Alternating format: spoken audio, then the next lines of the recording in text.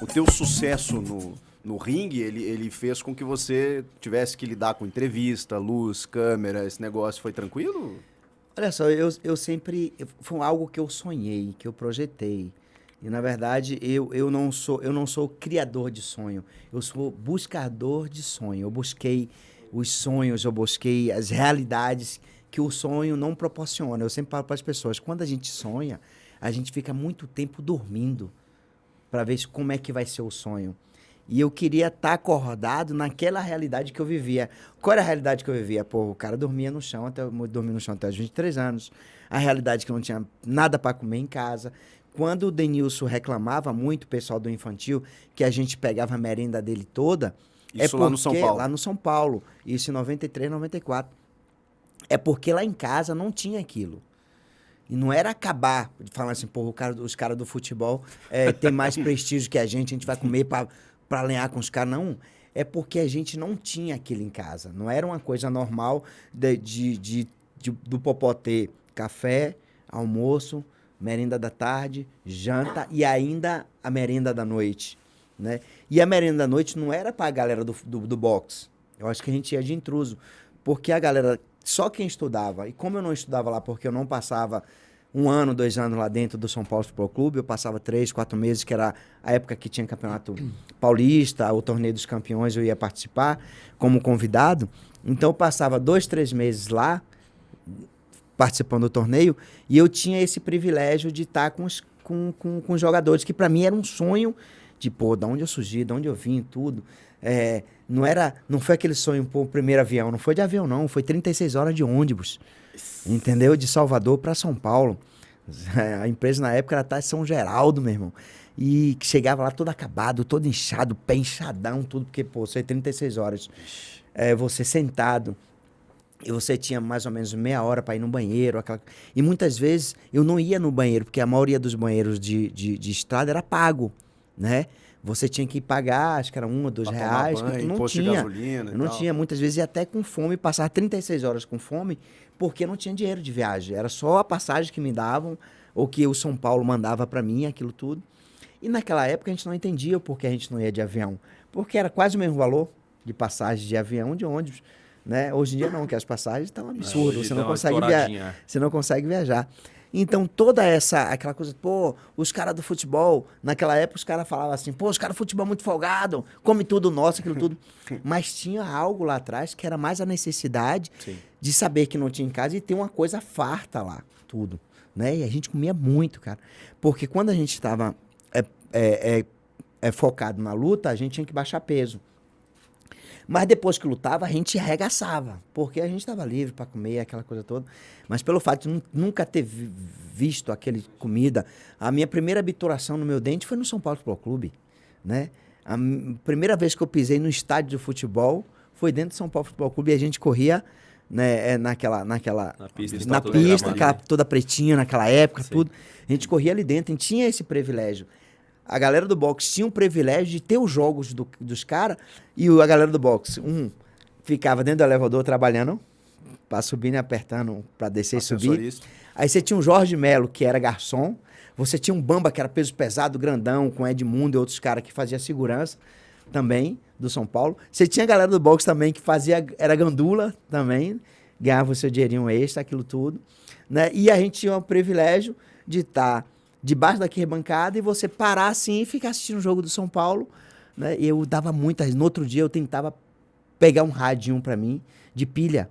Só que eu não conseguia, porque todos os radinhos que jogavam no campo era tudo acabado. Porque era muito longe, acho que a galera se retava, metia rádio, aquela coisa toda. O resultado a cobrança da torcida já via tudo antes, né? E eu tive o privilégio de ir pra um jogo que não foi do São Paulo, foi do Palmeiras e Corinthians, na época. E, rapaz, era cada sino, cada música que a galera cantava, eu lembro como se fosse hoje. Fora Porquimundo. O salário do Viola é o café do Edmundo. Rapaz, eu lembro disso até hoje, 93. Nessa época era engraçado. Ai, fora Porquimundo, o salário do Viola é o café do Edmundo. E o pau quebrava e eu ficava impressionado. Pô, nunca vi aquilo, 16 anos. Na torcida da Zorra, a gente ficava Mas assustado. como é que você foi parar no São Paulo? Que aí você foi meio contemporâneo do Denilson, né? Sim, Como é que sim. você foi parar no São Paulo? De Salvador pro São Paulo Futebol Porque é o Clube? seguinte, eu fui para um campeonato brasileiro em 91, em Guarujá, de ônibus também, né? E disputei um campeonato brasileiro e lutei com um atleta que era do São Paulo, mas representava a seleção paulista de boxe. E dei um pau nele e deram 3-2 para ele, né? Deram a luta para ele, que foi na época o Jário Brito. O Jário Brito. Deram a luta para ele. Aí em 2002 também fui para outro brasileiro, em São Caetano do Sul. Dei um pau também em outro paulista chamado Edson Nascimento, Xuxa. Deram a luta pra ele. Edson Nascimento. Edson Nascimento. E é de lá de Santos também. De lá do Guarujá, o Xuxa. E aí deu um pau. Até hoje o Servilho de Oliveira fala assim, rapaz, aquela luta que você fez com o Xuxa. Até hoje ele dá entrevista e fala que eu ganhei essa luta. Aí tá. Aí em 2003 fui pra outro brasileiro, em Cruz Altas, em Rio Grande do Sul. Fui de avião, cara. Ó, aquele negócio, pô. Foi a primeira vez? Varing. Não, já tinha viajado Não, a antes. primeira vez Mas que foi a viajei de primeira avião, vez. pô. Varing, aquela coisa toda. Varing. Imagina meu olho, 16 anos, viajando de avião, aquela coisa toda. Só que quando eu cheguei em Porto Alegre, de avião, eu tinha que pegar um carro pra Cruz Alta, que é longe. Isso. Aí a gente pegou um táxi, aí foi, a gente não tinha dinheiro, o pessoal da organização lá pagar, e a gente chegou em cima do desfile da seleção baiana, aquela coisa de fazer os desfiles dos estados, aquela coisa toda. E quando a gente chegou, não deixaram nem eu e meu irmão lutar. Quem patrocinou a nossa passagem foi um shopping de Salvador. E esse shopping de Salvador patrocinava meu irmão, que meu irmão foi para as Olimpíadas de Barcelona, foi pro Pan-Americano em Cuba, em 91, para as Olimpíadas de Barcelona em 92. E em 93 a gente foi para o campeonato, porque esse shopping ia patrocinar. E se eu fosse campeão brasileiro, o shopping assinava um contrato comigo. E chega lá, não deixaram a gente lutar. Vixe. Cara, imagina a frustração de uma criança de 17 anos. Tá, então é que você tinha falado 2002, 2003. Então 2002, é 92. Não, 92, 93. Tá. Fui vice-campeão brasileiro, as duas Ok. que eu fui. Aí fui pra esse pro Campeonato Brasileiro com sangue nos olhos mesmo, pra Imagina. matar todo mundo. Pra arrancar a cabeça. Aí Imagina. chega lá, não deixaram a gente lutar. Nossa. E eu perdi o patrocínio. Ai, cara. E meu irmão também perdeu o patrocínio, que ele ia renovar o contrato e eu ia assinar contrato. Mas por que não deixaram vocês lutar? Vocês chegaram atrasados? Porque é o seguinte, São Paulo sempre levou...